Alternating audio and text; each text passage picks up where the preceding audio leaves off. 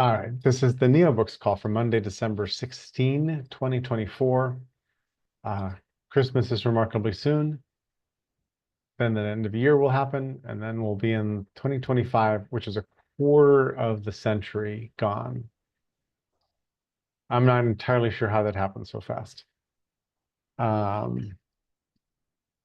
I don't know that I'll be easily accustomed to writing 2025, like on note sheets and stuff like that. Sorry to have thrown a wrench into the last couple of weeks' calls. Australia was fabulous. I got to meet Wendy in person, which was awesome and remarkable. She actually drove down to Melbourne from Canberra, and we were together at a couple of different events, which was it was just great. Lots to say about Australia. We were talking a little bit about it on the Free Jerry's Brain call. But I'm interested in kind of where we are on NeoBooks and doing a little bit of ground setting. I'm particularly interested in getting back to writing the NeoBook that I'm trying to write as well. And then Stacy has a NeoBook idea that she wanted to share with us as well. She put the document in the chat. Here comes Klaus. Good. Stacy, now that Klaus is in, do you want to hit paste again and just paste the doc again? And that'll give us a chance to go look at it together.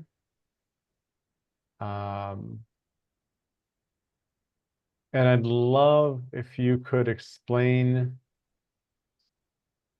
however you feel, what it is. Okay, so what it is it's a way to use storytelling, but I wrote it in 3 different levels. So if you click on the document, the first story is like a fantasy creation story with real things built into it. The second one blends the two. So it's a story that I had actually shared with Wendy a couple of years ago. And it was a fictional account of this fantasy character in a real situation that occurred in one of the groups. And then the third one brings us into total reality. And it's a story I share that happened between you and I. Mm-hmm. Now, at the core of all my work is always drama therapy. So these stories are designed to elicit emotions. The point of this bigger process is that sometimes it's about community building, but it's also about communication, and it's also about only getting the information that you want. So it's kind of hard to explain, and the best way is just to, if I could just take a minute and go through it. Can you share the screen? Yes. Let me flip back to it and share screen. Doot, doot. There. Cool. Can everybody see this? Good. Okay. So the first story is really quick, and it's part of this, what I call, like the origin tale. So I start the story and I talk about like my character, but any person that felt called to add their character to the story, like Eric once wrote about Boy Blue, he would add it that way. So in the mystical realm of Symphonia, where melodies were carried by the wind and rhythms were used to awaken ancient wisdom, Anastasia lived in a state of joy. She was the princess in the Milky Way, and the music of the eons were carried in her DNA. Coded for healing, she carried the musical medicine needed to transform fear. Like all simps, her tune was the reflection of what she carried in her heart. Anastasia was only 500 years old when she found her universe being pulled out from under her. Prince Blue, RB as he was hummed, had been deployed to planet Earth. The little ones, as they called the Earthlings, were experiencing a darkness that had become too much to bear. Their mother was collapsing under the pressure, and if help didn't come soon, humans were destined to lose all color.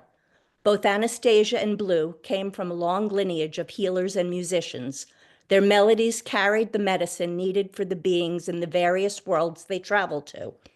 They were the ones that planets counted on, counted upon when times grew darkest. They carried the light.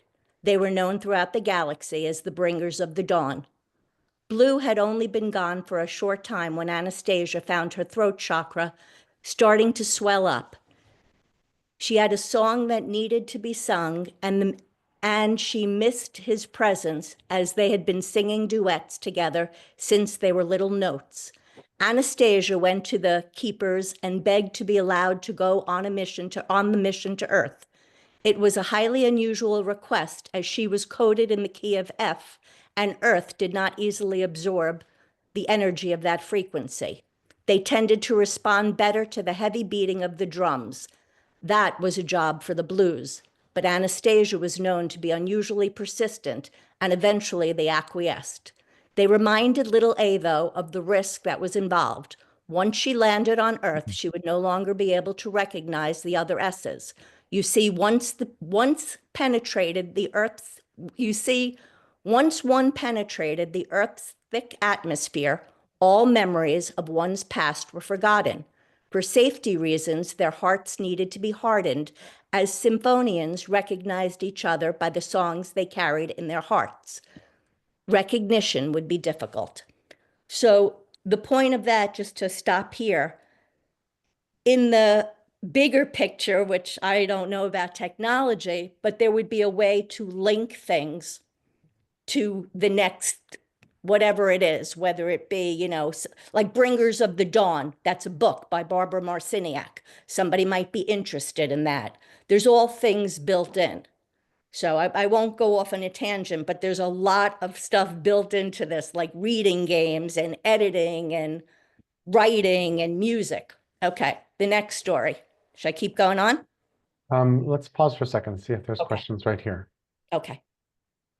Thoughts, and it sounds like what you're thinking is very hypertextual, Stacy, like you would have links out to some of the things you just said and books that you're referencing and so forth. That sounds pretty sort of normal in our world. Like hypertexting is a thing, right? The difference is it would be up to you guys to click on what your interest was. And that's where the connection would be made. So it's not the whole group that gets brought to a place. It's just the one person. Now, if it's more than one person, that's good. That's fine too. But the important part is that it's only like by choice that's the interest. Mm-hmm.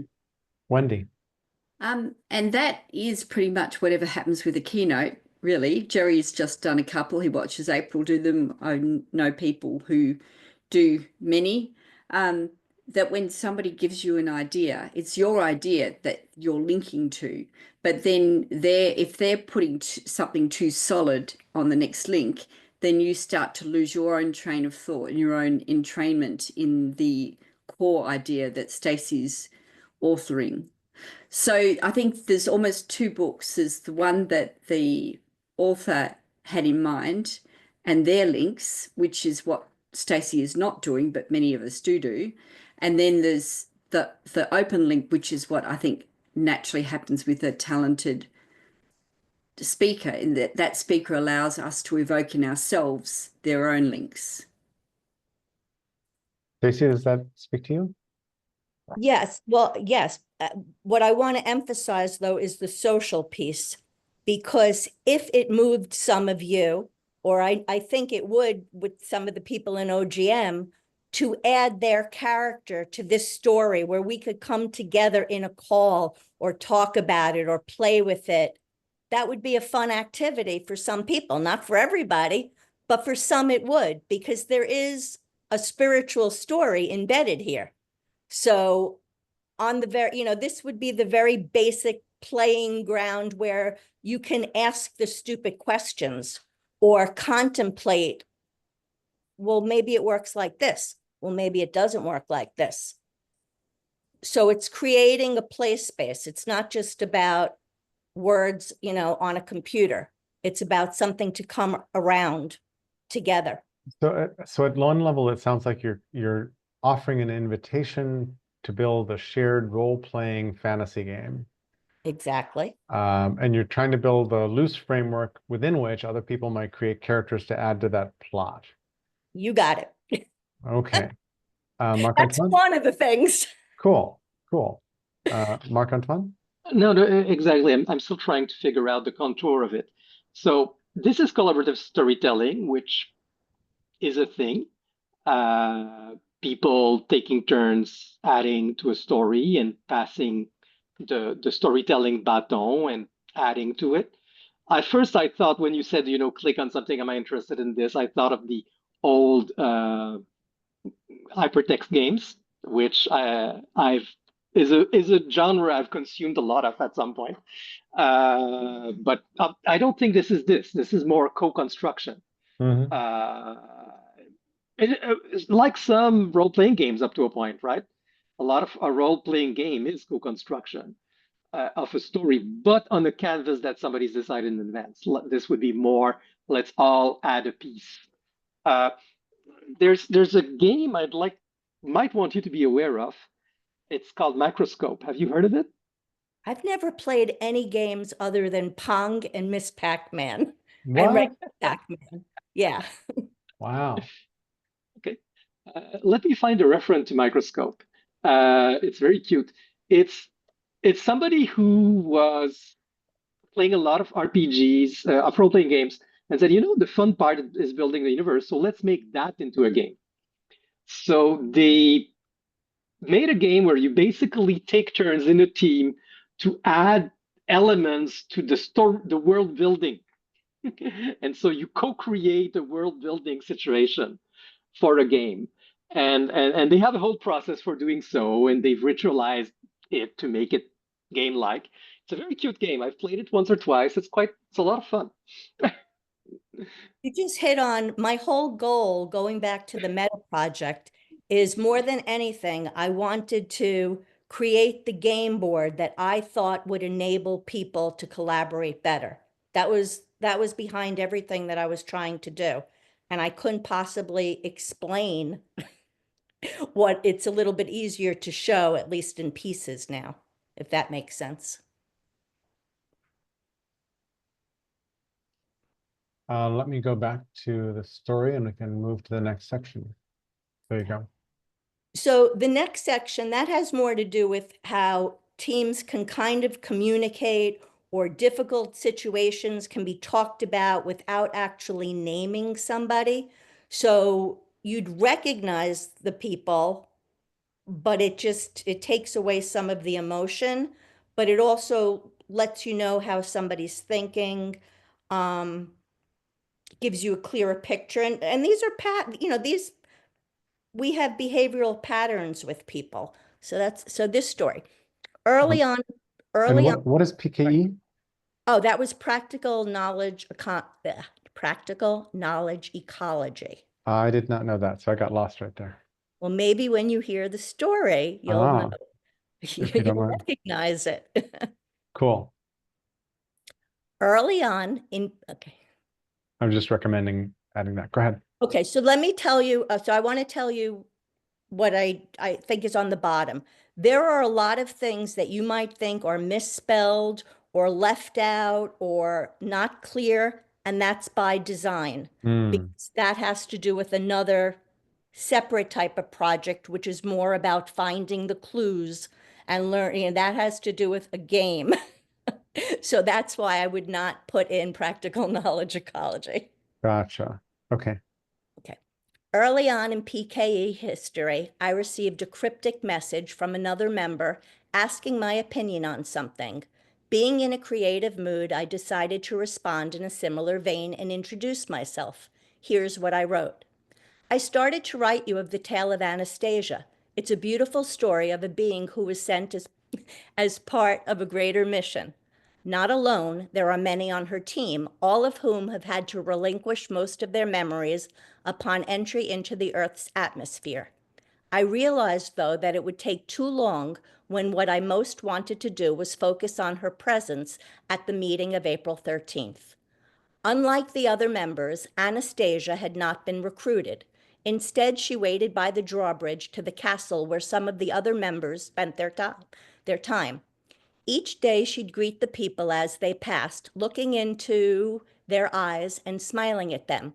She remembered that to be the universal signal, I am open for connection. As the days passed, newcomers came, and as they had always seen Anastasia at the gates, they assumed that she lived in the castle. They liked her, even though they didn't quite always understand why. Most thought she was somewhat peculiar, but harmless, so why cast her out? She often sang a sweet lullaby, which came in handy when the trolls grew cranky and acted out their inner battles. She also served to nurture those who needed to feed the trolls in order to be cared for. No one realized that within the music a code was embedded. At least no one realized until someone did. So that was, I kept it short because this is supposed to be like a sample, but I go on to talk about, because the person had asked me, what did I think of a situation? So that was that. And the last one is between you and me, Jerry. You ready? Oh, yeah. This was October 26, 2021. And by the way, it's been since Stuart passed that I've been motivated to go back through all my old work, and I've been able to bring it all together. I've had writing in emails, in God knows where, and that's how it was able to come quick. I've had to like go retrieve it. So the way you know where things are in your brain, I know where things are in my brain, but I need them more organized. So right now they're all on a bunch of Google Docs, and I just don't know how to put Google Docs together to make them ordered. But anyway, okay. Just got off a call with Jerry. It was just him and me. I regret now having asked him to stop recording, as it would have made it easier to relate a very personally meaningful moment. After sharing with him my latest, more focused creative goal, he leaned in and said, "Can I speak frankly to you?" "Yes, please," I responded, quickly adding, "Just do it gently." He smiled, signaling that he would. Of course, I already knew that was his predisposition. It is why, whether by universal design, my own creation, or a combination of both, I had considered myself blessed to have made new acquaintances among a group of older, white, professional, well-intentioned men. They seemed aware of the need for male toxicity to be neutralized by the nurturing of the feminine, to bring our people and planet into a state of harmonious balance. They were a breed different than I had ever known, most having done some form of inner work in their past, and they offered a type of support that every little girl and woman is deserving of. He shared that he was confused by me. He had heard me clearly express the dream I carry in my heart, the vision that would be described as a hybrid blend of Oprah Winfrey, Ann Landers, and the fictional Carrie Bradshaw. Yet he had also noticed that when offered the invitation to play roles that could lead me there, I consistently backed off. It was an accurate observation, one that I had been fully aware of and continued to work through. His direct, non-judgmental approach provided me the opportunity to verbalize what I had until now only expressed with my inner voice. It was time. Time to release the words I felt. Time to release the blocked energy that had built up over the years. I smiled and took a breath, not because I was scared, but because I felt an inner strength, perhaps even a sense of joy, knowing that it was my time to show myself to the audience. The above reflects my S, which would be my subject's world as far as the professional world. So this is like the real me. Next is a brief sample of a daily log that S's would use to illuminate their personal ones. This is how all parts of a person's world would be connected to form a holistic picture. And then I just explain about the daily log, which is, oh God, now I'm getting confused. I'm just going to read it.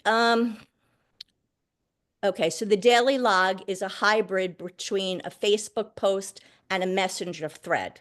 So I pulled it out and I wrote to the person, looking forward to coming home and sharing with you the progress I've made on my project. Our world in general seems to be moving very rapidly. T is doing well. I'm a taskmaster, LOL. Things to know. All people things mentioned have links to them. People can then respond to initiated post and still have it separated from their own story, structured using above described process. 2, there are no mistakes in the text. The readings, writings are ready-made for educational software and games. Everything has a hidden meaning. There is a code to crack and a mystery to be solved. Some alterations may be made to optimize text for these applications. One example is to like find all the words that indicate directions. You get points for each word found. I will know you by the song you sing, the one you carry in your heart. Okay, so that's a specific song that I use, but that's for a drama therapy portion of it. And it's a specific song. And then I just say, if anyone's interested in working with me on this project, please email me and put Marley in the subject, and the end. That's my presentation, my first one ever. Yay. Awesome. Anybody with thoughts? Can you unshare the screen so I could see you guys? Because I You can't bet. see anybody. You bet. There. And Dave has joined us. Yay. Hey, Dave. And Klaus is back too. We were just going through a document that Stacy shared with us about a multi-layered story plus environment. Thoughts? Marc-Antoine, Eric? Still trying to wrap my head against what you intend people to do with this. Like, you give a story starter, people are expected to add to it. That is clear. Then the story 2 is more blending with real account. I'm not sure I understood where the real thing is. Oh, that you don't recognize me in her character? Maybe. It's me. The okay, I see what you're saying. The what you're creating is a persona. I wish you had done this while Jack was there, because Jack often Jack's read speaks. all this. Jack I has don't, read all. but I'm not sure he's I'm not sure. I wish he could comment on what I'm about to say. He keeps saying in SenseCraft it's important that people use avatars to represent themselves, because it in a way you get more authentic when your personal ego is not at stake. It's possible to be, at least. And I think that's what you're doing here. You've created an avatar for yourself to say certain things that you weren't able to say otherwise in the immediate reality. And Well, so, what? I was, but I'm not the norm. Obviously, I was. I am right now. Yeah. But you did it through an avatar, and I think that's I don't know how significant that is. Through a constructed alternate self that is also you, but is also different from you. I assume. Well, so you asked what the purpose. The purpose is this was all for me. This is a healing, learning journal. It started with me. When I play with this and I do this, I mean, I had to stop. I had to take breaks because I was having too much fun. I literally was having too much fun. So first off, it's for me. It's for somebody who's creative, that I had no focus. All over the place. All of a sudden, I have focus. I have different stories where I've used different pieces for different things. So a real NeoBooks kind of thing. You know, I've written about the planet. I've written about a mother's pain. I've written about all these different stories that I can just take pieces of. I've taken Klaus's soil. I have a whole basic primer book, which I have a picture book. So this is like everything all at once. I don't know how else to say it, but for people that like to, I mean, like there's something in it for everyone, but just being in the space from a social point of view, even if you're just a data butler, you're going to get some healing out of it. because you're going to hear these stories, and the stories are authentic stories of authentic feelings. I think I do see that. I mean, you said you come from drama therapy. I was actually going to ask you, I think a lot of these storytelling is highly personal. And on the one hand, I'm not sure whether me adding to your story will help me. Maybe I have to craft my own story. But there's no doubt that me hearing it, this is about communication, and communication has intrinsic value. It's about, being seen. And yeah, trying to say how do the stories interact is absolutely another attempt at communication. And again, having clear value. Uh, it's I'm not a storyteller by trade. I read a lot of stories. I don't write them. My wife is a writer, professional, so she's among other things. So I'm familiar with the storytelling, and I'm fascinated by the storytelling mind. I don't have it. The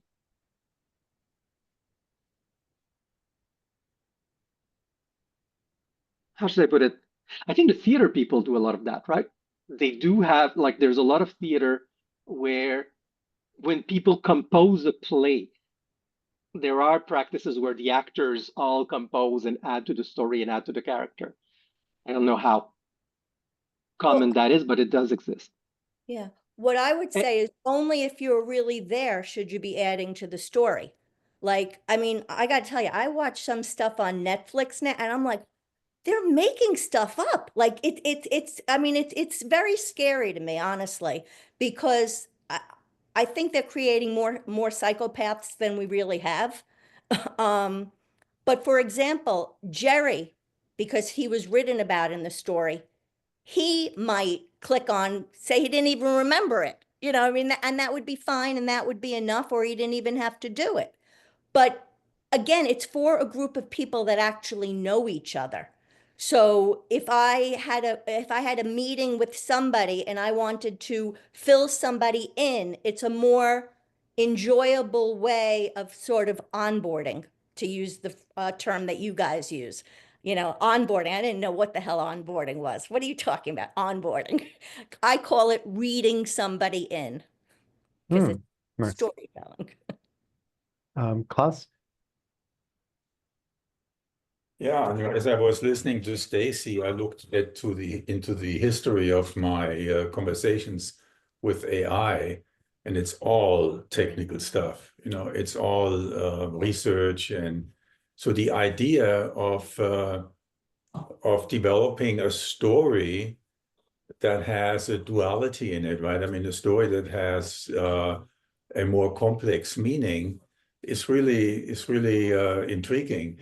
And so I'm glad you took that on, Stacy. And it's a real challenge, right? Because you're talking on two levels, right? You're talking at the surface level about a story, but then there is an inner meaning, and all the stories that have survived the times, right? I mean, hundreds of years old stories, they all have hidden meaning, and they are precious to us, and they have survived because we understand there is a deeper meaning embedded in this story. So it's actually intriguing. I think I may give it a shot and see, so get off my techno base here. It was fun.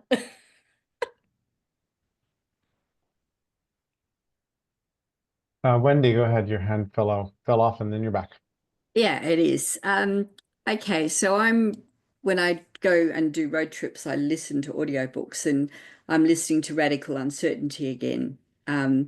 So that's a book that Marc Antoine and I have sort of talked a bit about, but it's an economist writing about all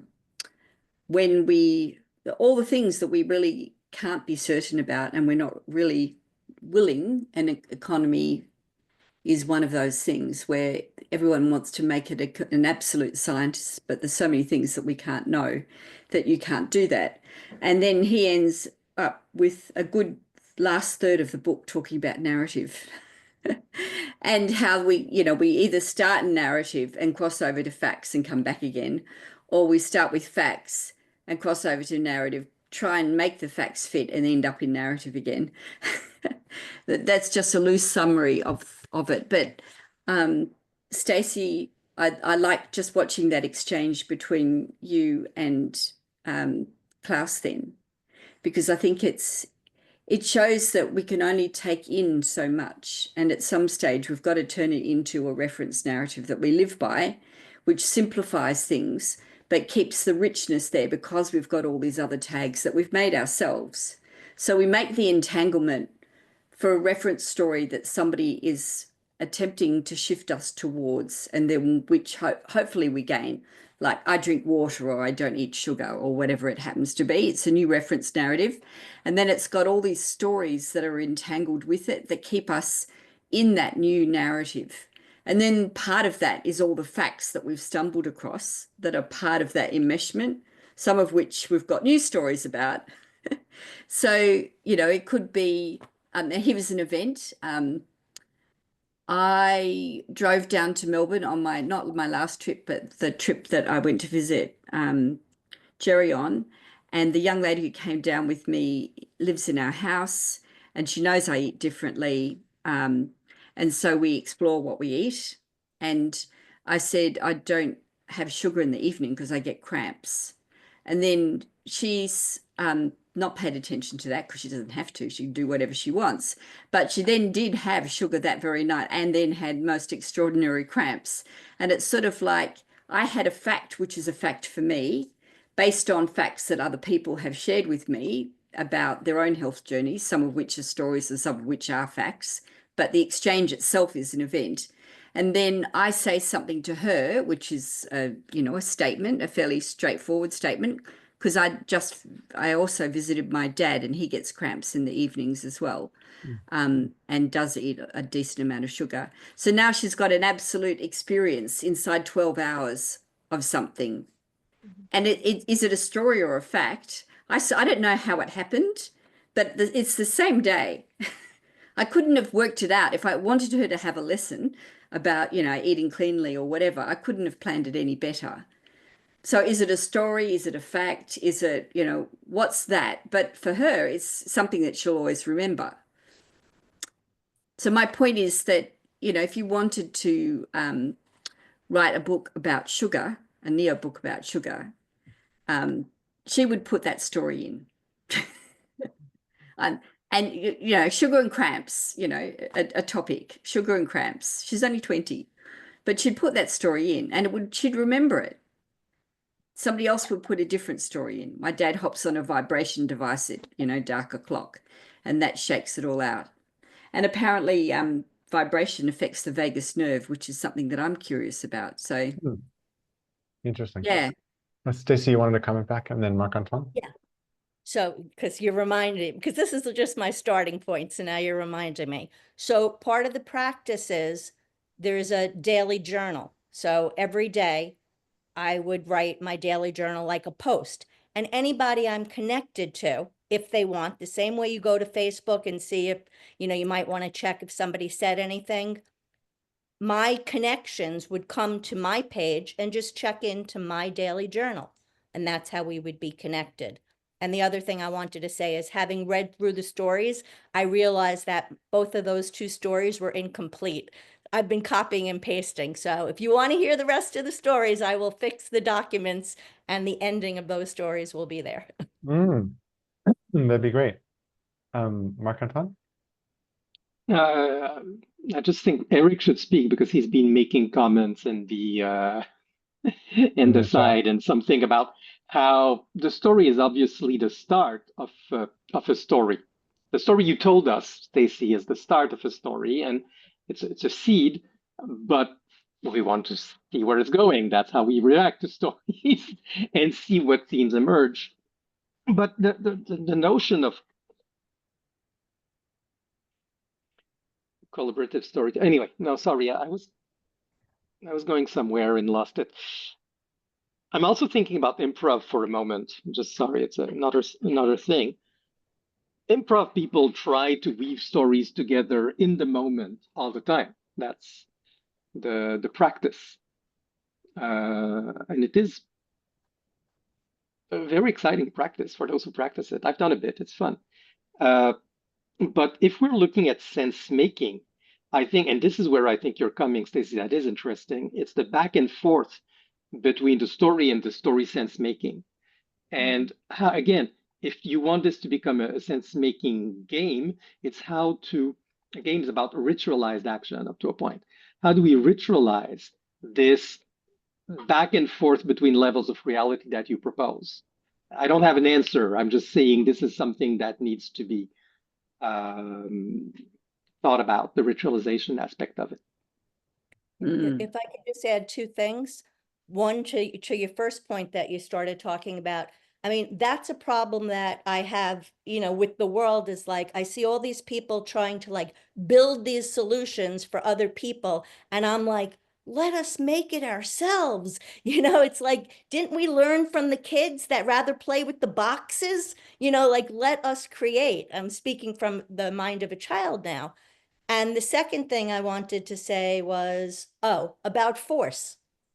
I'm not looking to get people to play. I'm looking for the people that feel drawn to want to do it, because it's not for everybody. And that's perfect because there's not supposed to be one way. I don't believe there's supposed to be one way. So it's like, here's an apple, take a bite wherever you want to take a bite from, or don't take a bite at all, or whatever you want to do is good. I'm having fun. That works. In part also, it feels like a, excuse me, like a choose your own adventure kind of novel with multi-layers, where it's like choose the layer that has the most effect on you, right? And that's your point of entry, and it would be different for different people. And I think it could also serve to help organize people in terms of conversations. I think it can really work to know who's interested in what and get conversations started around that. Eric. Yeah. Hi, everybody. So first, I want us to all appreciate our neurodiversity. That's something that's come to light recent decades, and I'm first learning about autistic patterns that I've had for years that I had no idea about, and the consequences of it in my life. So we should value what Stacey brings to the table, her unique mind to be able to write like that and to connect the spiritual with the practical, and her intentions are really wonderful. Thank you. Practically, it's a lot of, it takes time for most people to approach that type of writing. And if you could think about a novel that really touched you, look at how that novel is developed, or a movie. Look at the steps that the author had to go through to really organize it, to guide someone, to capture someone's interest and take you to some place. So that's what we've had in paper all these years. You're being guided, but now people have choice to skip. I'm amazed by these kids. They'll just fast forward through videos. It takes hours and hours to put a video together, and they'll just fast forward. And so we're dealing with a different mindset. But yeah, I mean, underneath it all is the fundamental humanity. And like one thing Mark Carranza taught me, he built his own system for capturing all his thoughts, similar to Jerry's. But when you use the system, you realize the value of the human brain, the immense value, the power of that to more than any system can help you. So let's appreciate all that. Yeah, thanks. Yeah, thanks, Wendy, and everybody here. So I'm trying to get a sense of what NeoBook really, what's our goal? Because it seems like there is some desire to take this forward in some direction, produce something. And I can't commit to anything right now. I have a few months left in my job, and then we'll see what happens after that. But I'm exploring all directions right now, and that's why I'm using a tool like Workflowy to just capture every idea and build my own personal dynamic knowledge repository for later organization. And Workflowy helps with certain things like a tag to find later easily. So the key is putting little hooks on ideas and thoughts so you can pull a thread on them later and get to them again. Yeah. So I mentioned Cory Doctorow in the chat. Yeah, see, I just put things in chat as I think of them so I don't lose them. And I like his novels because he's really working hard at his writing and improving his writing. And I listen to a lot through audiobooks because I appreciate the linear format and I could take the time to savor it. There's something about that not the hypertext, it's great, but seeing a page with 100 links, I can't, I need something linear in my mind. So, and now we got AI. So I mentioned in the chat earlier that I'm using AI to connect unrelated ideas and see what it comes up with. I'll give you an example. There's a movie from, I think, 1979 called Hair. A lot of you may remember that. And it's an anti-war movie based on the late 1960s. And I asked AI, okay, what if we took the story of Purim and connected it to that movie? And it came up with some interesting ideas. And then I guided it. I want to know more. How would you put the anti-war message into a Purim play? Because Purim is the story of the book of Esther, how the Jews were almost eliminated and how she worked the whole sequence of events to save them. And it's quite fascinating how that can be done. But I'm not going to let AI write that story. I'm going to take its suggestions and develop it over time in my own way. And then we'll see what comes up if I even devote the time to that or not.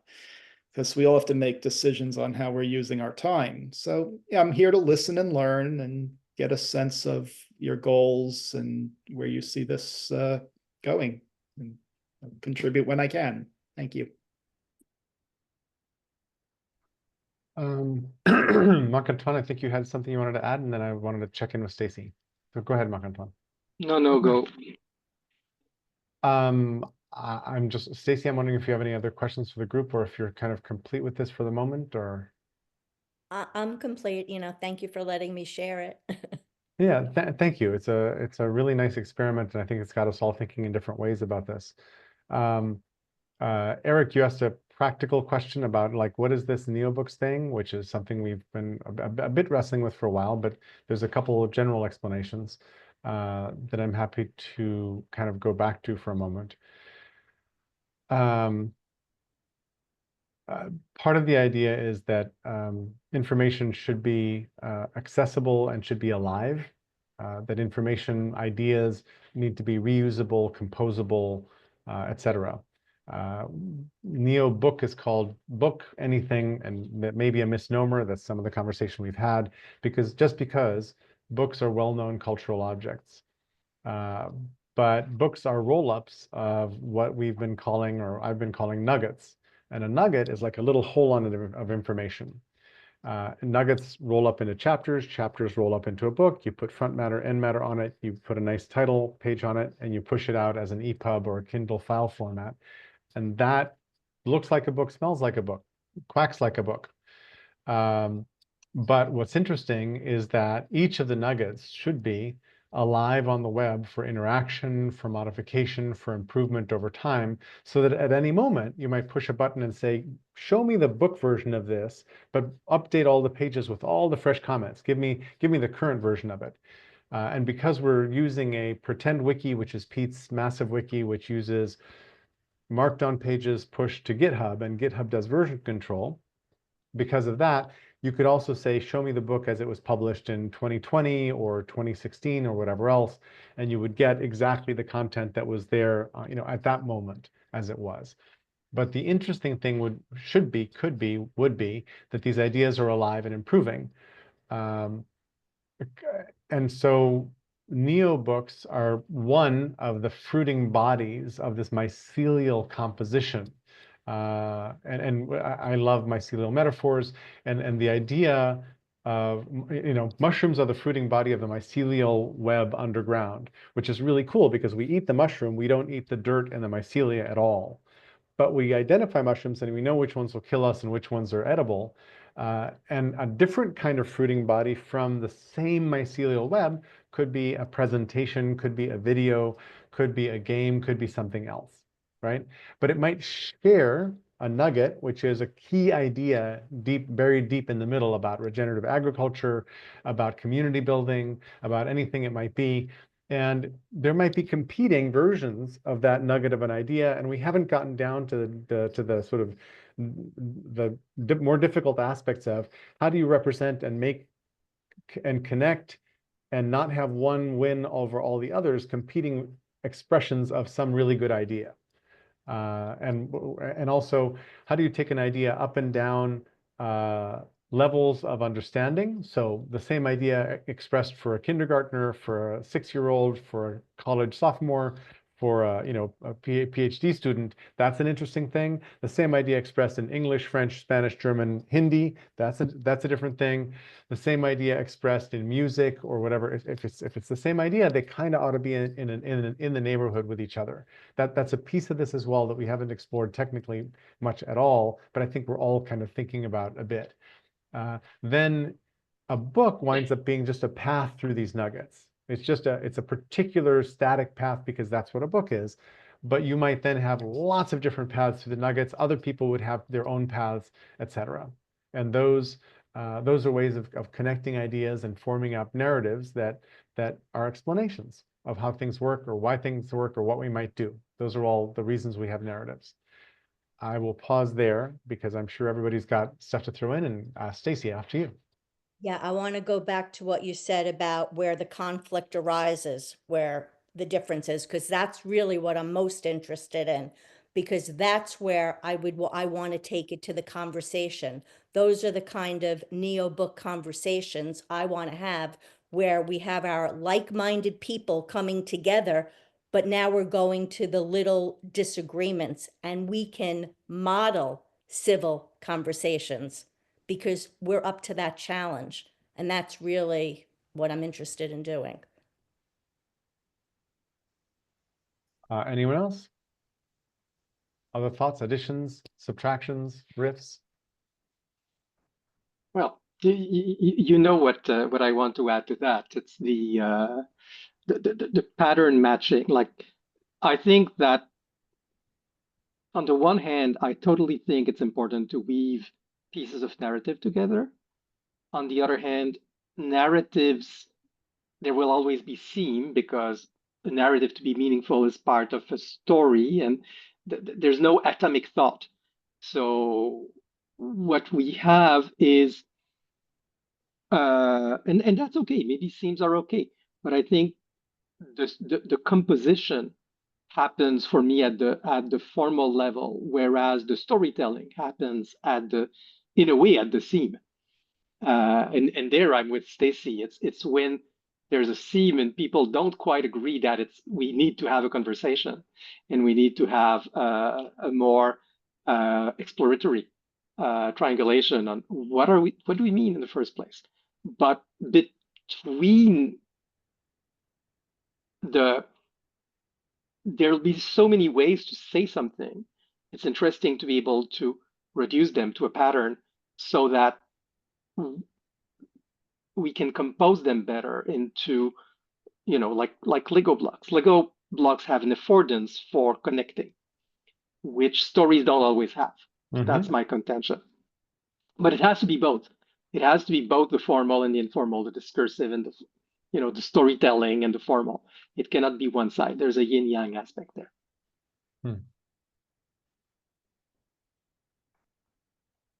Oh, and by the way, when you said we haven't worked on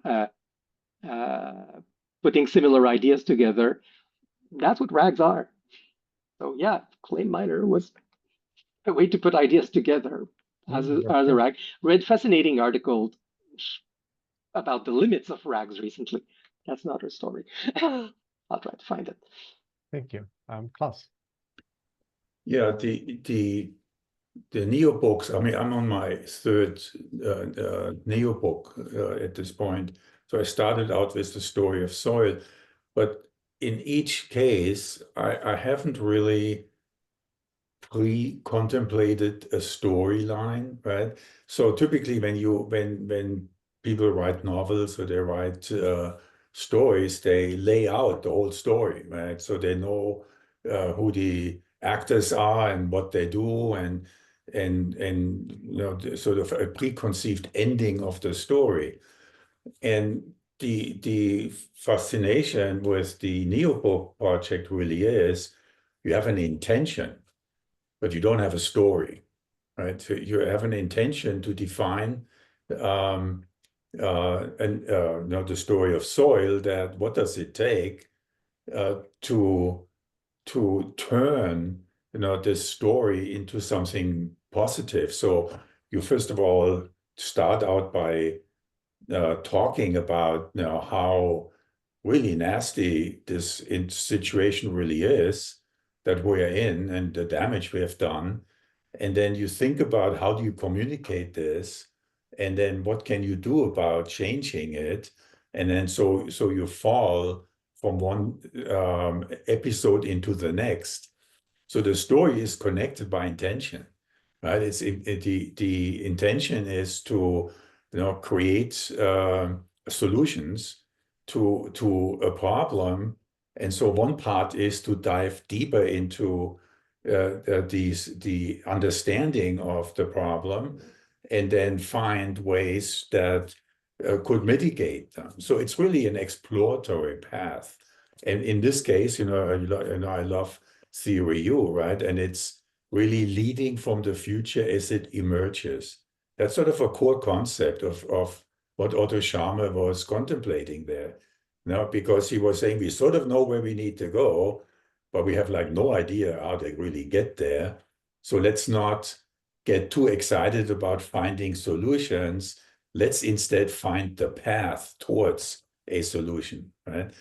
And so that was sort of my take on the NeoBook path, right? Because I think that's probably a pretty good distinction between storytelling, where you know the ending in advance. I mean, you're steering the story towards a preconceived ending, versus an exploration that is governed by an intention. Two quick things before going to you, Jose, because we're getting close to the end of our call time. One is April is also a Barrett Kaler author, as was Stuart Levine. And this afternoon, they're having their monthly, annual, I don't know exactly, but sort of author get together online, at the end of which they're going to have a bit of a tribute to Stuart. And I'm just going to sit next to April when they get to that point. But I don't think it's an open invite, so I can't really share the link. I just wanted to tell you that BK is going to spend some time honoring Stuart's memory today, which is lovely. Second thing is that the article I posted on the OGM list earlier today, I think Klaus probably is particularly relevant to you, but there was this, sorry, but industrial farming is our future is roughly the title.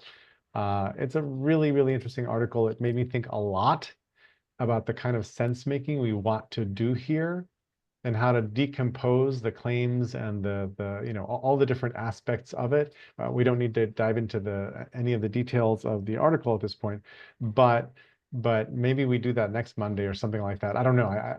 I'm interested in our reactions to it, and I'm especially interested in how to represent various arguments made about what the best solutions are. I'm on a mailing list, I think I've mentioned before, where Amory Lovins, who is extremely anti-nuke, and another guy, Carl Page, I think, have been going at it for maybe years about nuke, anti-nuke, nuke, anti-nuke. And I just kind of want to collect the bits and snippets that went by on email, which gets lost because it's a private mailing list, and build a logic tree or build an asset that can also contain each of their individual short narratives for the compelling email where, man, that's when Amory convinced me that all nukes are bad, to the other one where it's like, well, some nukes might be okay, et cetera, et cetera.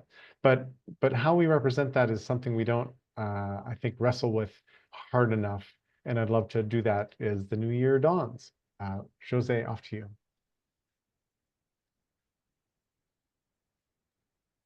I'm glad to hear that BK is doing something for Stuart, and I wish I was there to hear what folks, I'm sure, will say about him.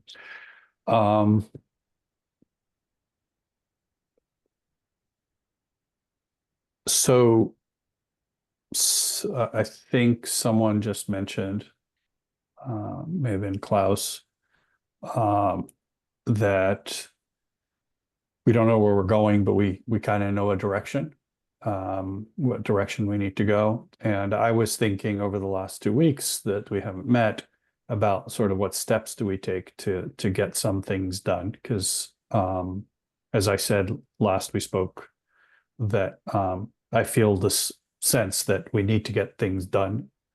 Where we keep going, in my view, around in circles. And so one of the ideas that came to mind was, I don't know if everybody's familiar with Snowden's vector idea of understanding that to set goals that are specific endpoint goals, that we actually distort the way we get there, but that by knowing we need to get into a certain direction, and that direction is an adjacent possible, right? Like, we know we can do that in this direction. We don't know exactly how to do it, but we know we can do it. So let's go do it. And then rather than building a long map of what we need to do and how we're going to do it and all that other kind of stuff, to identify what vectors do we have, and what direction do we go on those? How fast do we go? How much time do we spend on them? As sort of our directional framework for understanding what we can do, and do it. So that's my kind of feeling for what needs to be done. Whether it's that or something else, I don't know, but that's what came to mind, because traditionally, we set these goals. In 6 weeks we're going to do this, and 10 weeks we're going to do that, and it ends up backfiring on us in many ways. But I'm personally invigorated by something close that I can do, that I can validate or negate the hypothesis we may have had. Jose, thank you. I'm not familiar with Snowden's vector planning or whatever it's called, and if there's any resource that you have, if you want to put it on the Mattermost or on the OGM list or whatever, that would be terrific. I would love to see your initial take on NeoBooks vectors, like what you think, what you think that might. Oh, vector theory of change explained. How about that, Marc-Antoine? Thank you. Thank you, Mark. I had it somewhere, but I'm not as quick as you guys. That's terrific. A theory of change for complex systems. Love that, by Linda Doyle. And maybe if you want to create a Google Doc, a shared Google Doc, where each of us can sort of read the article and then go in and start to post some things. Because I'm interested in what the collective agenda here looks like that would please you and please me and please Klaus and please Stacy and so forth, and make us all go, oh, okay, I could dedicate myself to getting this stuff done in 2025. So whatever starting point you'd like to share with us, I think would be like really, really great. Yeah, I've been thinking about that, so I'd like to do that. Thanks. Any other thoughts? Anybody? Dave, good to see you. No, Let's, we're leaving. Yeah, yeah. we're beyond time. No, just the question of versioning that we started talking is really important. I don't think we can reuse snippets in a narrative seamlessly. And because and I made the point in the sidebar, but it's about intention. A description is embedded in an intention. And when you try to reuse it, you're embedding it in another narrative and hence another intention. It has to be reformulated almost necessarily. That doesn't mean there's no point to NeoBook. I don't mean that at all. But I'm just saying it won't be just reuse. It's important to start with the juxtaposition, and these things do fit together. But I don't think we'll get away without the rewriting or at least patching the seams. Conversations at the seams. So for sure. And that's something we need to, what does it mean to have multiple versions of the same narrative for different intentions, of the same micro narrative embedded in different macro narratives? And that is part of the story. Anywho, sorry, I think that's important. No worries, it sounds important. Thank you. Yes, and yes, Eric. We have a lot to do for next call, so glad to be back. Happy to see you, and see you on the inner tubes. Thanks. See you, Ciao, ciao.